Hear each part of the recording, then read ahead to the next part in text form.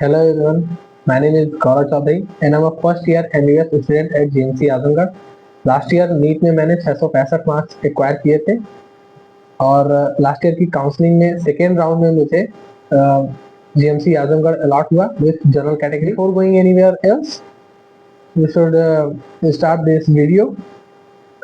So there are few important tips which I can give to you all based on my experience, जो आप follow करके उस environment को सही तरीके से हैंडल कर लोगे। न सिर्फ सही तरीके से हैंडल कर लोगे बल्कि अच्छी परफॉर्मेंस देकर कॉन्फिडेंट के साथ वापस भी आओगे।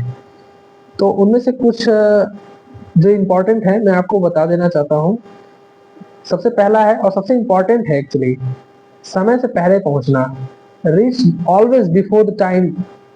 अगर आपको 1:30 बजे लास्ट कॉल है तो आप 12 बजे 1 बजे वहां पहुंच जाओ और कोशिश करो कि एग्जामिनेशन हॉल में भी गेट खुलते ही एंट्री ले लो। मैं तो यही किया था, मैं यही करता था कि गेट खुला और मैं अपने रूम में चला जाऊं जहां पे मेरा रोल नंबर लिखा हुआ है, जिस बेंच पे, जिस डेस्क पे, जिस रूम पे, वहां जाऊं, इन्वायरमेंट को देख लूं, रूम कैसा है, लाइट है कि नहीं, घड़ी किस डायरेक्शन में लगी है, वॉशरूम अगर जाना है तो चले जाओ उसी समय, पानी पीना है पी लो।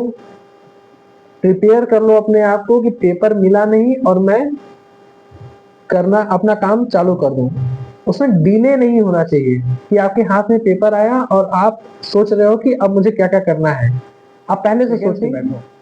आपको ये बता दूं कि आपको वहां पे इफेक्टिवली 2.5 घंटे ही मिलेंगे, क्योंकि एग्जामिनेशन के दौरान आपको कभी थंब इम्प्रेशन के लिए रोका जाएगा, आपको सिग्नेचर के लिए रोका जाएगा, 2 बार सिग्नेचर होगा, थंब इम्प्रेशन होगा, फिर आपको बीच में एक बार वीडियो रिकॉर्डिंग के लिए रोका जाएगा। तो ये इंटरप्शंस आपके पेपर के दौरान आपको मिलते रहेंगे। तो इफेक्टिवली जब आपका ब्रेन क्वेश्चंस के लिए बहुत एक्टिव होता है, वो इफेक्टिव टाइम आपके पास सिर्फ 2.5 घंटा रहेगा। तो आप ये प्रिपेयर कर लो अपने आप को कि आपके पास टाइम कम होने वाला है, उसी हिसाब से स्पीड भी अच्छी खासी होनी चाहिए आपकी। नेक्स्ट थिंग इज कि आप ये मत एक्सपेक्ट करके जाओ कि आपको बहुत अच्छा हॉल मिलेगा, बहुत अच्छा रूम मिलेगा। पंखा शायद रहे या नहीं भी हो सकता है। लास्ट ईयर जहां मैंने दिया था वहां पे बल्ब नहीं था, so I have to solve the paper like this. ये कॉपी है और इस तरीके से इतने डिस्टेंस पे मैं पेपर को रीड कर रहा था और पढ़ रहा था। दिक्कत ये थी कि जो मेरा एग्जामिनेशन सेंटर था वो काफी रूरल एरिया में था, पहली बात। दूसरी बात की गर्मी का मौसम तो चल ही रहा है, तेज हवाएं चल रही थी और वो ग्राउंड फ्लोर पे था रूम। और खिड़की खोलने पे क्या हो रहा था कि धूल भरी आंधी अंदर आ रही थी, तो खिड़की बंद हो जा रही थी, बंद कर दे रहे थे टीचर, इन्विजिलेटर। तो ऐसी सिचुएशन के लिए तैयार रहो। उस रूम में बल्ब भी नहीं था, ठीक। तो ये हो सकता है। पानी पी कर बैठना, हाइड्रेटेड रहना, वॉशरूम का इस्तेमाल पहले ही कर लेना before the start of exam. नहीं तो एग्जाम के बीच में जाओगे तुम अपना 10 मिनट 15 मिनट गवाओगे। 10 मिनट 15 मिनट का मतलब होता है 4 से 5 क्वेश्चंस। 4 से 5 क्वेश्चंस में आप बहुत दूर हो सकते हो सिलेक्शन से। इज कि आपको क्वेश्चन से फाइट नहीं करनी है। What does it means?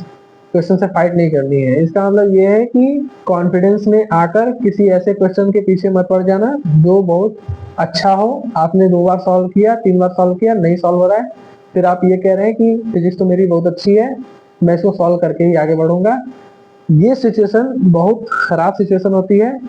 Ego पे मत लेना इसको। आप वो एक क्वेश्चन आपके 3-4 क्वेश्चन छूटने की वजह बन सकता है, 3-4 सिली मिस्टेक की वजह बन सकता है। ऐसे सिचुएशन में अपने आप को बचाना। भाई 2 बार 3 बार कोशिश की तुमने, नहीं हुआ, आगे बढ़ जाओ। कि रफ वर्क कैसे करना है, तो जब आप रफ वर्क करो, आप ये इंश्योर करो कि आप बहुत साफ तरीके से उसको सॉल्व कर रहे हो, साफ तरीके से लिख रहे हो।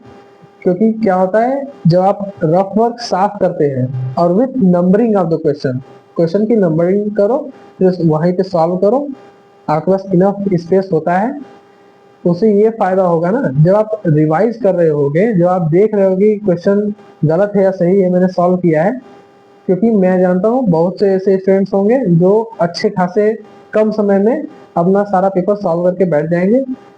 तो ऐसी सिचुएशन में जब आप सॉल्व कर लिए हो पेपर, आपके पास टाइम है, तो आप उन सारे क्वेश्चंस को एक बार रिविजिट कर सकते हो बिफोर बबलिंग, क्योंकि एक बार बबल कर दिया तो उसके बाद तो कोई मतलब है नहीं।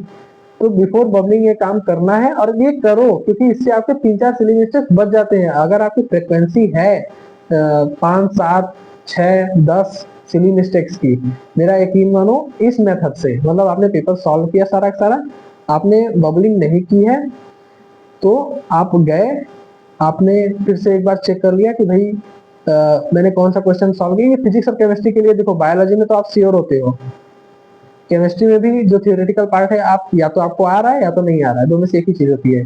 फिजिक्स में होता है कैलकुलेशन मिस्टेक, फिजिक्स में होता है सिली मिस्टेक बहुत ज्यादा है, तो वहां पे ये वो सिली मिस्टेक 4-5 सिली मिस्टेक बचा लेगा, और 4-5 छोड़ो, एक भी अगर बच गया तो आप बहुत करीब पहुंच जाओगे, सिलेक्शन के और करीब पहुंच जाओगे। बहुत इंपॉर्टेंट टिप है।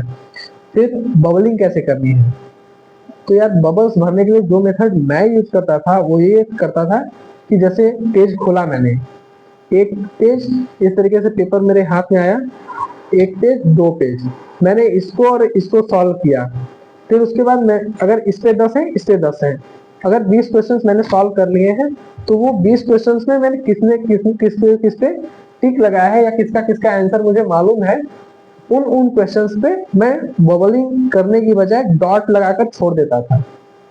इससे क्या होता था ना, इससे आपके पास चांस रहता है, आप जब आते हो बबल करने के लिए, तो आप डॉट को देखते हो और तुरंत भर के आगे निकल जाते हो। तो होता क्या है, कभी कभी 2-3 चीजें इससे फायदे हैं। कभी कभी पहली चीज तो ये है कि कभी कभी होता क्या है कि आपने क्वेश्चन नंबर 5, 6, 7 तो सॉल्व किया, पर 8 किसी वजह से छोड़ रखा है, फिर उसका 9, 10 सॉल्व किया। तो जब आप बबल करने आते हो, तो आप जब डॉट नहीं देखते हो क्वेश्चन, जिस क्वेश्चन को आपने छोड़ा है, आप फिर से पेज पलटे अपने पेपर का, आपने वहां देखा कि अभी इसको सॉल्व करना बाकी है, ठीक है इसको बाद में सॉल्व करेंगे, आप नेक्स्ट में चले जाते हो।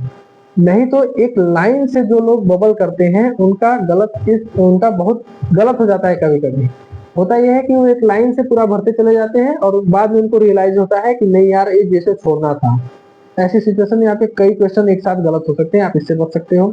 दूसरी चीज जो मैंने आपको थोड़ी देर पहले बताया था कि आप एक बार फिर से अपना जो फिजिक्स का है, मेनली फिजिक्स जो न्यूमेरिकल्स है, उनके आंसर को क्रॉस चेक कर सकते हो। तो उस टाइम में आपको अगर कोई सिली मिस्टेक हो रहा होगा, आपने गलत जगह पे डॉट लगाया होगा, आप उसको तुरंत बदल सकते हो, आपके पास ये चांस रहता है। छोटा डॉट पता नहीं चलता है, ऐसा मैंने किया है इसलिए बता रहा हूँ।